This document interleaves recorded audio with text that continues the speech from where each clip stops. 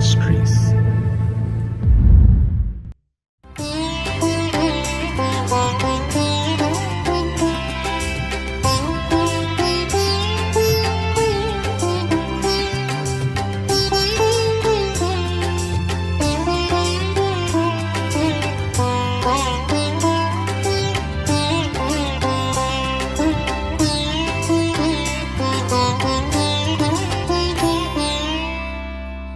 கர்த்தருடைய பரிசுத்த நாமம் மகிமைப்படுவதாக.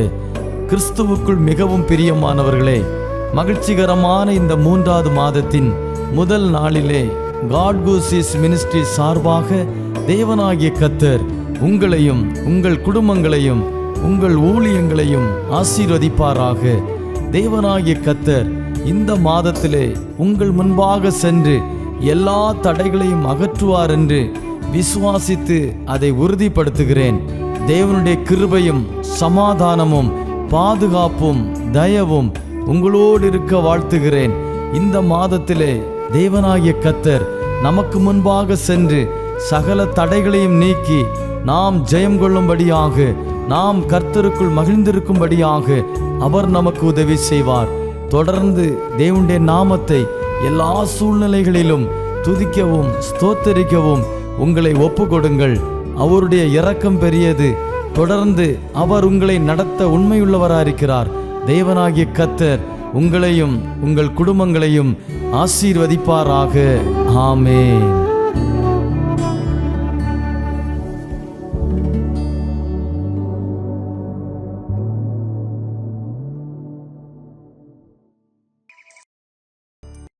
கர்த்தருடைய பரிசுத்த நாமம் மகிமைப்படுவதாக. ஆசீர்வாதமான இந்த நாளிலும் காட் கூசிஸ் மினிஸ்ட்ரீஸ் மூலமாக உங்களை சந்திப்பதில் பெருமகிழ்ச்சி அடைகிறேன். இப்பொழுதும் சிலுவையினால் உண்டாகும் ஆசீர்வாதங்களைப் பற்றி கொஞ்ச நேரம் ஆண்டவருடைய வார்த்தையை தியானிக்கலாம். சாபத்தின் அடையாளமாக கருதப்பட்ட சிலுவை இயேசுவின் மரணத்தினால் ஆசீர்வாதமாக்கப்பட்டது. இயேசுவின் இரத்தம் எந்த இடத்திலெல்லாம் சிந்தப்பட்டதோ அந்த இடமெல்லாம் ஆசீர்வதிக்கப்பட்டதாய் மாறினது. இன்றைய தியானத்திற்காக தெரிந்து கொள்ளப்பட்ட வேதப்பகுதி ஏசாயா தீர்க்கதரிசியின் புத்தகம் 53வது அதிகாரம் 5ஆம் வசனம். நம்முடைய மீறுதல்களின் நிமித்தம் அவர் காயப்பட்டு, நம்முடைய அக்கிரமங்களின் நிமித்தம் அவர் நொறுக்கப்பட்டார். நமக்கு சமாதானத்தை உண்டு பண்ணும் ஆக்கினை அவர் மேல் வந்தது. அவருடைய தழும்புகளால் குணமாகிறோம். இந்த வசனம் இயேசுவின் சிலுவை மரணத்தின் தியாகத்தன்மையை எடுத்து காட்டுகிறது. சிலுவையில் அவர் அடைந்த துன்பம் மற்றும் மரணத்தின் மூலம் நாம் அனைவரும் பாவ மன்னிப்பையும் சமாதானத்தையும் ஆவியாத்தும சரீரத்தில் சுகத்தையும் பெற்றுக்கொள்கிறோம். இயேசுவின் சிலுவை மரணம் மனுக்குலத்திற்கு கொண்டு வரும் ஆசீர்வாதத்தின் சாரத்தை இந்த வசனம் படம் பிடித்து காட்டுகிறது.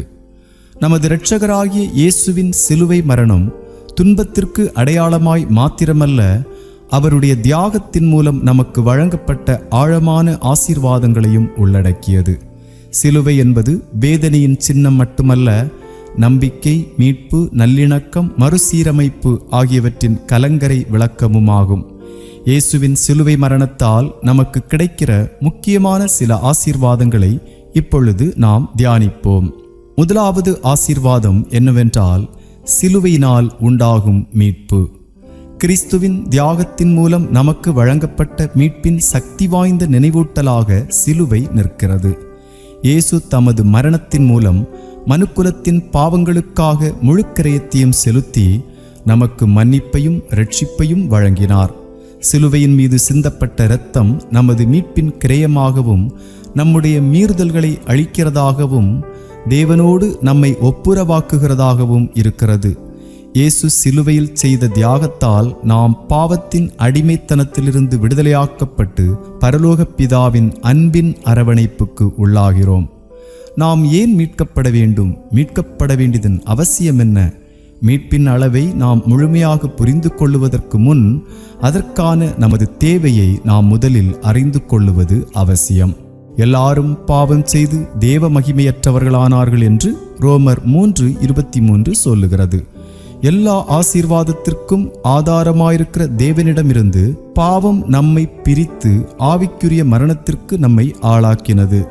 தேவனுக்கு விரோதமான நம்முடைய கலகம் நியாய தீர்ப்புக்கும் தேவனிடமிருந்து நிரந்தரமாக பிரிவதற்கும் நம்மை இட்டுச் சென்றது. இப்படிப்பட்ட பரிதாப நிலையில் இருந்த நம்மை மீட்டுக்கொள்ள தேவன் தாமாகவே கிரயம் செலுத்த முடிவெடுத்தார்.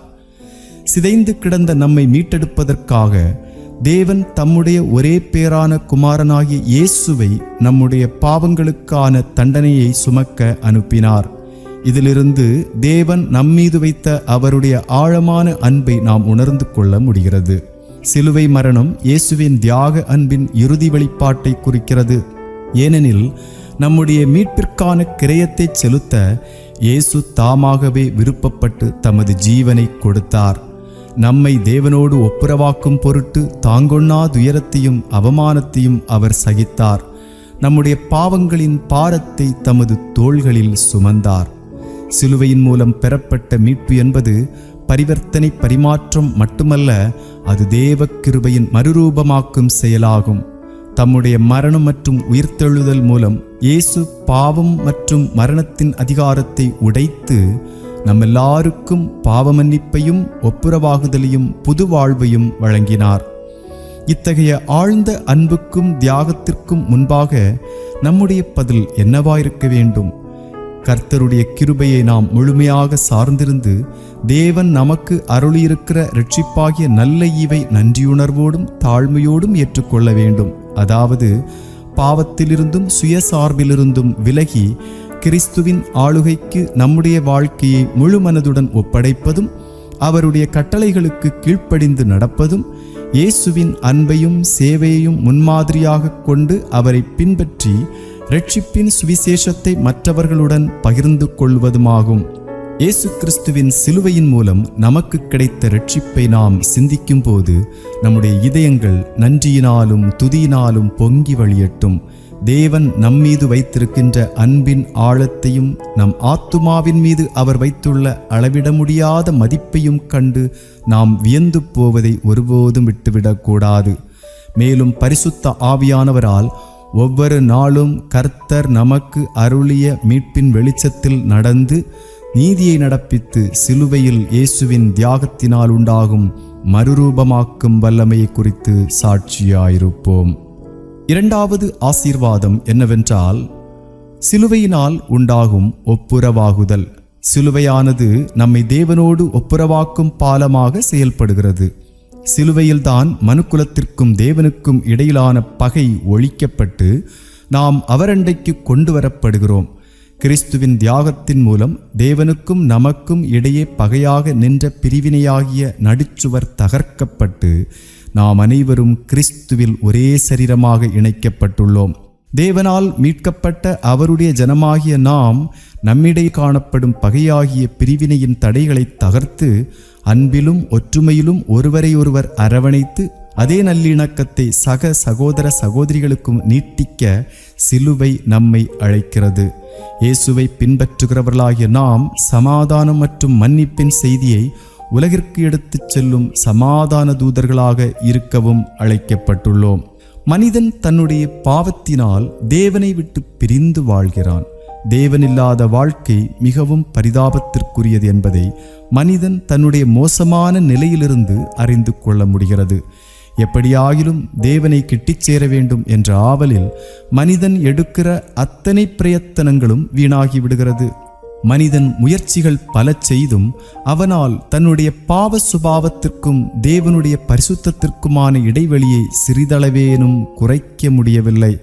தேவனுக்கும் மனிதனுக்கும் இடையிலான இந்த உறவு முறிவு வேதனையையும் துன்பத்தையும் நம்பிக்கையற்ற நிலையையும் கொண்டு வருகிறது.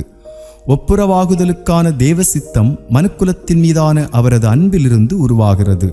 நாம் பாவிகளாயிருக்கையில் கிறிஸ்து நமக்காக மரித்ததினாலே தேவன் நம்மேல் வைத்த தமது அன்பை விளங்க பண்ணுகிறார் என்ற வேதவசனத்திலிருந்து இதை உணர்ந்து கொள்ள முடிகிறது. சிலுவையானது தேவனுடைய ஆழமான அன்பின் அடையாளமாகவும் அவருடனான நமது உடைந்த உறவை மீட்டெடுப்பதற்கான அவரது ஏக்கமாகவும் உள்ளது. இயேசு உலகத்தின் பாவங்களை தம்மீது ஏற்றுக்கொண்டு நாம் அடைய வேண்டிய ஆக்கினையை அவர் அனுபவித்தார். அதே வேளையில் தமது நீதியையும் கிருபையையும் நித்திய ஜீவனையும் நமக்கு வழங்கினார். இந்த பரிமாற்றம் நமது தகுதியின் அடிப்படையில் அல்ல, மாறாக தேவனுடைய கிருபை மற்றும் இரக்கத்தின் அடிப்படையில் அவரை விசுவாசிக்கும் அனைவருக்கும் இலவசமாக அருளப்படுகிறது. சிலுவையில் இயேசுவின் தியாகத்தின் மூலம் நாம் தேவனோடு ஒப்புரவாகுதலுக்கு உட்பட்டு அவருடனான சரியான உறவை மீட்டெடுக்கிறோம். ஒப்புரவாகுதலினால் தேவனுடைய பிள்ளைகளான நாம் இனி பாவத்திற்கு அடிமைகள் அல்ல, மாறாக நாம் அனைவரும் தேவனுடைய புத்திரர்களும் ராஜ்யத்தின் சுதந்திரருமாய் ஏற்றுக்கொள்ளப்படுகிறோம்.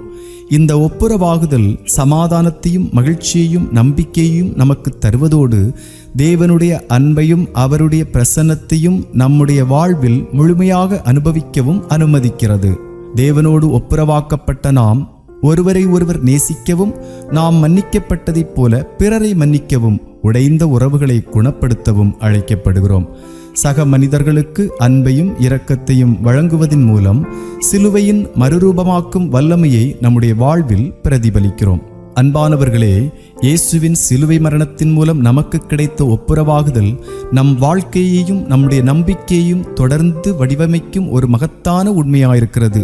தேவகுமாரனாகிய இயேசு கிறிஸ்துவின் தியாகத்தின் மூலம் காட்டப்படும் தேவனுடைய அன்பின் ஆழத்தை நாம் சிந்திக்கும் போது அழிந்து போகும் உலகத்திற்கு நாம் பெற்றுக்கொண்ட நம்பிக்கை மற்றும் இரட்சிப்பின் செய்தியை பகிர்ந்து கொண்டு ஒப்புரவாகுதலின் தூதுவர்களாக வாழ பிரயாசப்படுவோம். நமக்கு வழங்கப்பட்ட தெய்வீக பரிமாற்றத்தை தழுவிக்கொண்டு தேவனோடும் சக மனிதர்களோடும் அன்பை வெளிப்படுத்தி வாழ்வோம்.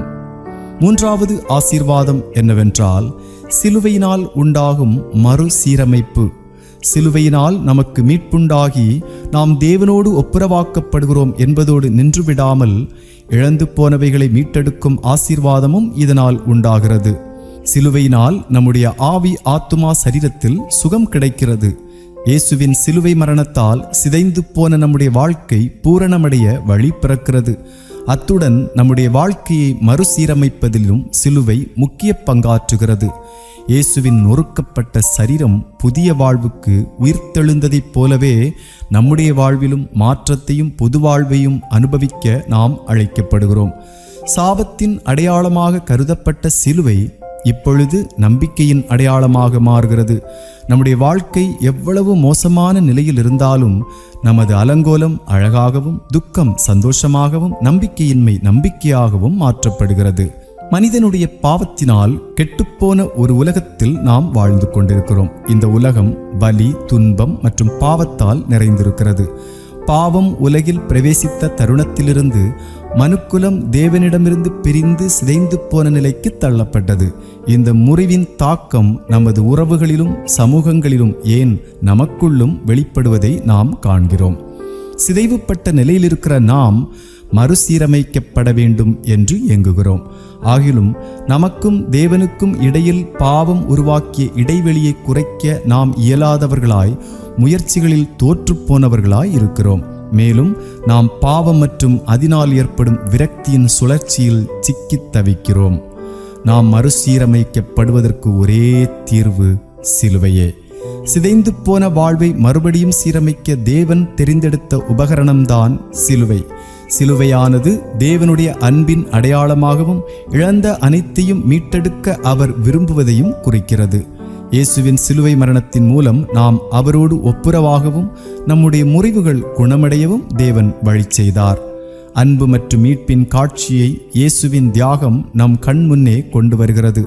அன்பும் நீதியும் மிக ஆழமான வழியில் குறுக்கிடும் இடமே சிலுவையாகும். பாவமறியாத தேவகுமாரனாகிய இயேசு உலகத்தின் பாவங்களை மனமுவந்து தம்மீது ஏற்றுக்கொண்டதோடு அதற்கான தண்டனையையும் தாமே அனுபவித்தார். அவரது தியாகம் அவருடைய அன்பின் உச்சக்கட்ட வெளிப்பாடாகும். அந்த அன்பு எல்லையற்றதாகவும் நமக்காக ஜீவனை கொடுக்க ஆயத்தமானதுமாயிருந்தது.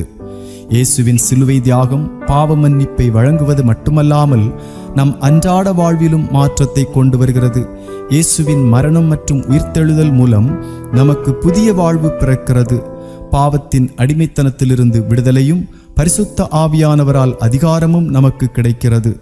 நமது வாழ்வின் உடைந்து போன பகுதிகளை செப்பனிட்டு சீர்படுத்தவும், உறவுகளை மீட்டெடுக்கவும், கிறிஸ்துவின் சாயலாக நம்மை மாற்றவும் இயேசுவின் சிலுவை மரணத்திற்கு வல்லமை உள்ளது.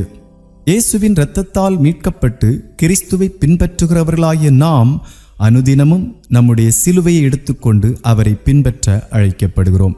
இதன் பொருள் என்னவென்றால், இயேசுவிடம் நம் வாழ்க்கையை முழுமையாக அர்ப்பணித்து அவருடைய மீட்பின் பணியை நம் இதயங்களில் வேரூன்றச் செய்து உலகில் அவருடைய மறுசீரமைப்பின் கருவிகளாக வாழ்வதும் ஆகும். பிரியமானவர்களே, சிலுவையின் ஆழமான உண்மையை ஒருபோதும் நாம் மறந்துவிடக்கூடாது. இயேசுவின் தியாகத்தினால் நாம் மீட்கப்பட்டு தேவனோடு ஒப்புரவாக்கப்பட்டு மறுபடியும் சீரமைக்கப்பட்டவர்களாய் ஒரு புதிய வாழ்வை பெற்றிருக்கிறோம். சிலுவையினால் கிடைக்கும் இந்த ஆசீர்வாதங்களை பற்றி சிந்திக்கையில் கிறிஸ்துவின் தியாகத்தின் மூலம் நமக்கு கிடைத்த இந்த உன்னத அன்பை நினைவில் கொள்வோம். கேட்போர் அனைவருக்கும் இந்த இரட்சிப்பின் நற்செய்தியை பிரகடனப்படுத்தி சிலுவையின் நற்செய்தியை எப்பொழுதும் நம்முடன் எடுத்துச் செல்வோமாக. இயேசு கிறிஸ்துவின் சிலுவையின் மூலம் நமக்கு அருளப்பட்ட ஆழமான ஆசீர்வாதங்களை பிரதிபலிக்கும் வாழ்க்கை வாழ்வோம். ஜெபம் செய்வோம். அன்பின் பரலோக பிதாவே, இந்த நாளிலும் நீர் எங்களோடு பேசின உம்முடைய நல்ல வார்த்தைகளுக்காக ஸ்தோத்திரம். சிலுவையினால் உண்டாகும் ஆசீர்வாதங்களை குறித்து இந்த நாளில் தியானிக்க நீரருளின கிருபைக்காக உமக்கு ஸ்தோத்திரம்.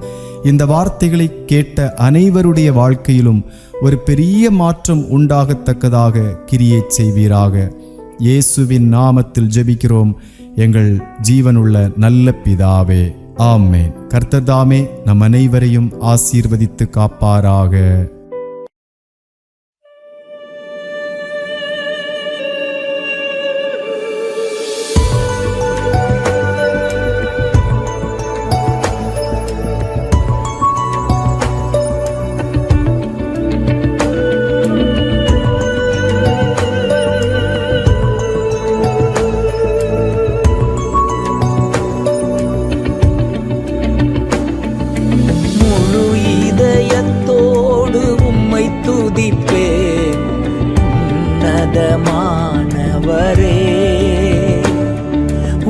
அதிசயங்கள் எல்லாம் எடுத்துரைப்பேன், அதிசயமானவரே. முழு இதயத்தோடு உம்மை துதிப்பேன், உன்னதமானவரே. அதிசயங்கள் எல்லாம் எடுத்துரைப்பேன், அதிசயமானவரே. உன்னதமானவரே, என் உறைவிடம் நீர்தானே. உன்னதமானவரே, என் உறைவிடம் நீர்தானே. உயர்த்துகிறேன், வாழ்த்துகிறேன், வணங்குகிறேன், உம்மை போற்றுகிறேன். முழு இதயத்தோடு உம்மை துதிப்பேன், உன்னதமானவரே. உம் அதிசயங்கள் எல்லாம் எடுத்துரைப்பேன், அதிசயமானவரே. ஒடுக்கப்படுவோர்க்கு அடைக்கலமே, நெருக்கடி வேளையில் புகலிடமே. ஒடுக்கப்படுவோர்க்கு அடைக்கலமே, நெருக்கடி வேளையில் புகலிடமே. நெருக்கடி வேளையில் புகலிடமே, நெருக்கடி வேளையில் புகலிடமே. முழு இதயத்தோடு உம்மை துதிப்பேன், உன்னதமானவரே. உம் அதிசயங்கள் எல்லாம் எடுத்துரைப்பேன், அதிசயமானவரே.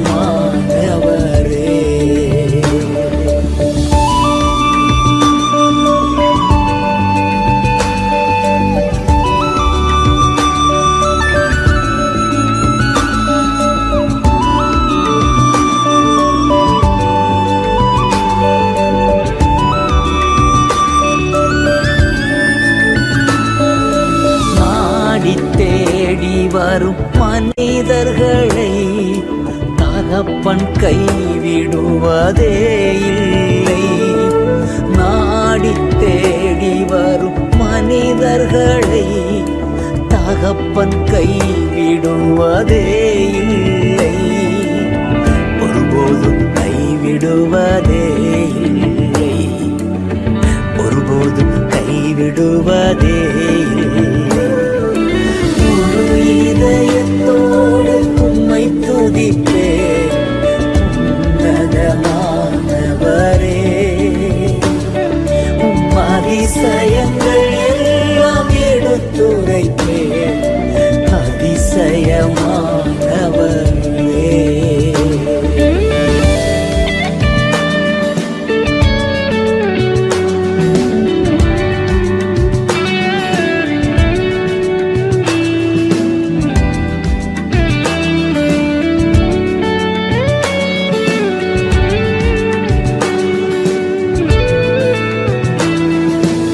எழுந்தருளும் என் ஆண்டவரே, எதிரி கை ஓங்க விடாதேயும். எழுந்தருளும் என் ஆண்டவரே, எதிரி கை ஓங்க விடாதேயும். எதிரியின் கை ஓங்க விடாதேயும். எதிரியின் கை ஓங்க விடாதேயும். முழு இதயத்தோடு